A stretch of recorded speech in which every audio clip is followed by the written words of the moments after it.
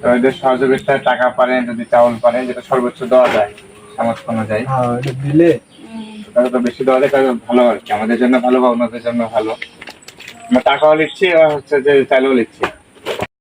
আমরা ত্রাণের জন্য চাল উঠাচ্ছিলাম, তো আমি দিছিলাম টাকা দিচ্ছিলাম যে চালটা দিতে আর্থিক সহযোগিতা হয়তো আমাদের বাড়ছে।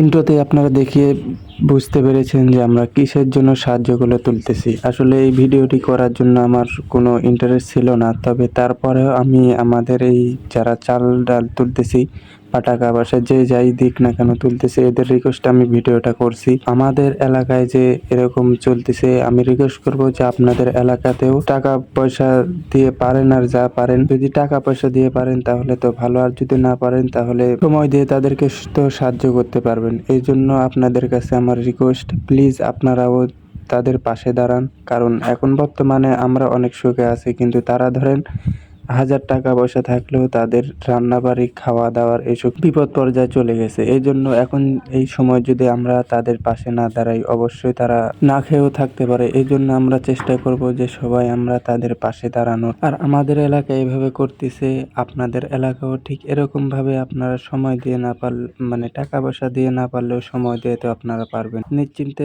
আপনারা চেষ্টা করেন, অবশ্যই আল্লাহ সাফল্যর মুখ দেখাবে। আপনারা চেষ্টা করলেই সব কিছুই হবে।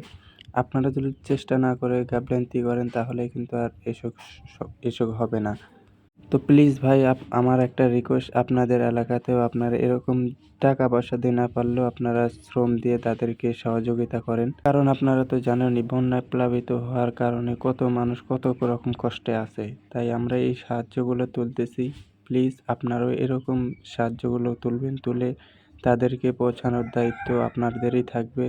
এখন বর্তমান অবস্থায় এরকমই দাঁড়ায়। তাই বলতেছি ভাই, প্লিজ আপনারা তাদের পাশে দাঁড়ান। তাদের পাশে দাঁড়ানোর মতো এখন ধরেন আমরা ছাড়াই কেউ নাই। তো আজকের ভিডিও এতটুকুই, আমি শেষ করতেছি। সবাই ভালো থাকবেন আর তাদের জন্য দোয়া করবেন। খোদা হাফেজ।